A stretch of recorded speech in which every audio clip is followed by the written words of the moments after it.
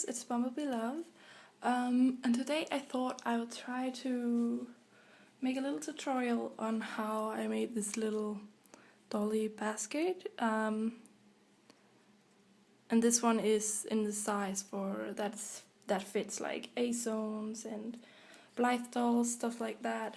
I have my little girl with me here, and this is kind of what it looks like with her. So I think it's a good little fit. Of course you can make it bigger if you want to make it for an SD or something. You don't have to use my measurements, but I'm just gonna tell you the measurements for this one later in the video, but you can come up with your own. But that is what we're gonna do today. The materials and the tools you'll need. For the actual box you'll need some cardstock.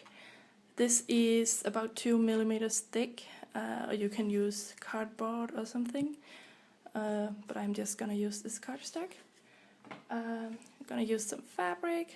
I would definitely recommend finding some very, very thin fabric, just because it makes it less bulky and it just looks really neat. So the kind of fabric that you use for patchwork is really good, because it's thin. This is actually a little on the thicker side, but I like the color. Some sort of yarn or whatever you can find that will work as all the little strings around the basket. I don't know what to say about that, but some sort of string or yarn.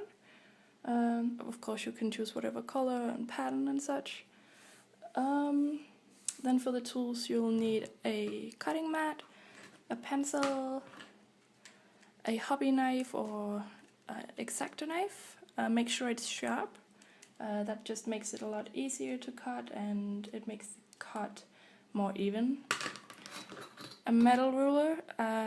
Try to use a metal ruler, because if you use a plastic ruler or a wooden ruler, you might end up cutting into the ruler, and that way it will make, again, the cuts uneven. So metal ruler is a good thing.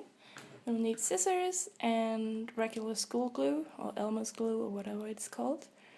And also just a little extra thingy is a piece of paper or some sort of a surface to put the glue on. Whoops, my cat just jumped up. To put the glue on, and Valdis, no. Sorry. To put the glue on, and a little thingy of a bob, some sort of thing to apply the glue with. You can use a little piece of cardstock like I'm using, or a pencil, and there's another cat. Sorry about that. Yeah, and those are the things you'll need. Also, you'll need a sewing machine or a needle and a thread if you don't have a sewing machine, or if you're more comfortable sewing in hand. And optional is an iron. I like using an iron just because it makes it a little easier to work with the fabric, but I will get to that part. So yeah, that is what you're gonna need. So yeah, let's get started. So the first thing you want to do is to make the actual box for the little basket.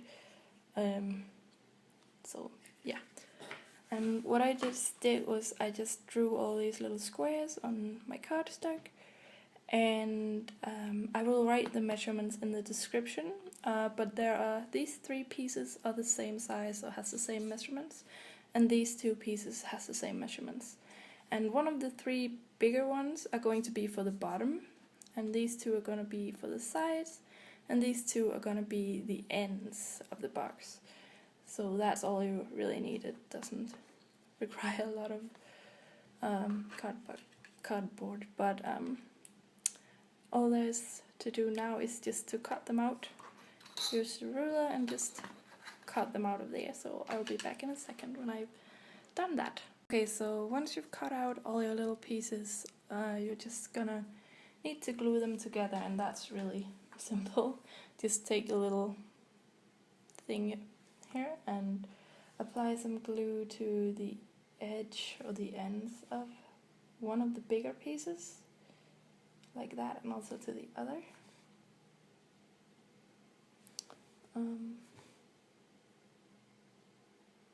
Like that.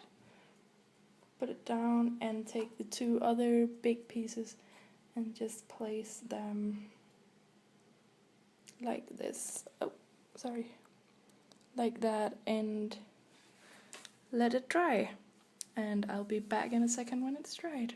Once the box has dried completely and it's put together like this, it's actually quite sturdy, so don't worry about it falling apart. It should stay together just fine. So the next step is to put or wrap the yarn around it.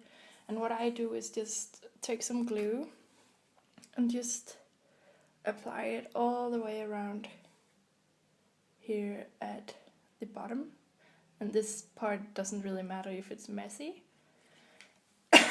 Sorry, because it's gonna be covered in the yarn anyway, so that's not gonna matter. We just put a big or thick layer all the way around.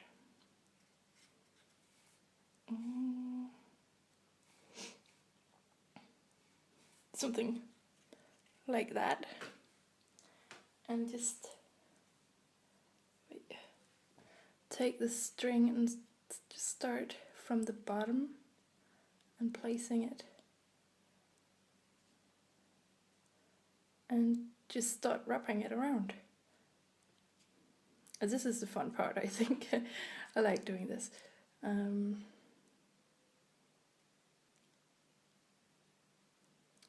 It can be a little tricky to start out, but once you have reached a little while or a little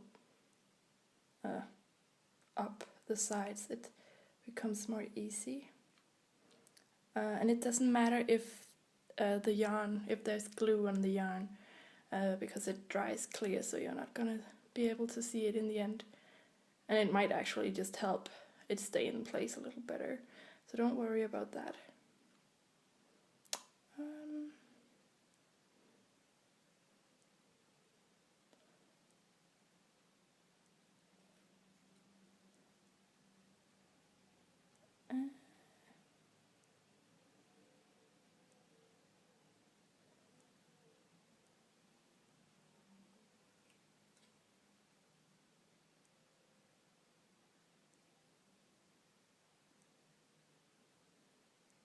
And sorry, and just go around until you're all the way to the top, or I'm probably gonna stop a little bit before the top, and just apply more glue as you go. So I will just continue doing this.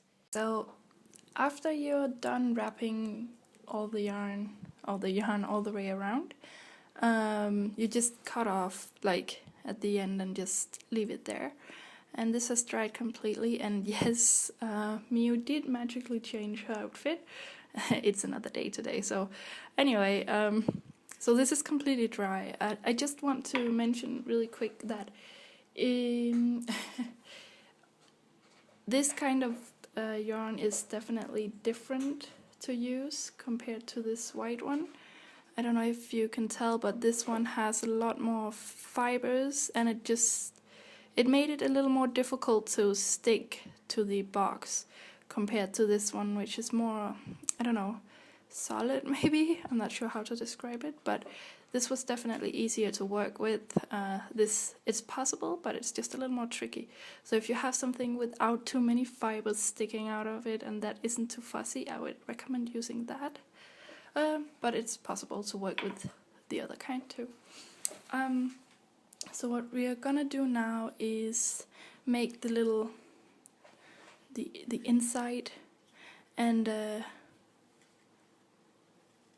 hopefully it'll turn out to look like something like this. So yeah, let's get to it.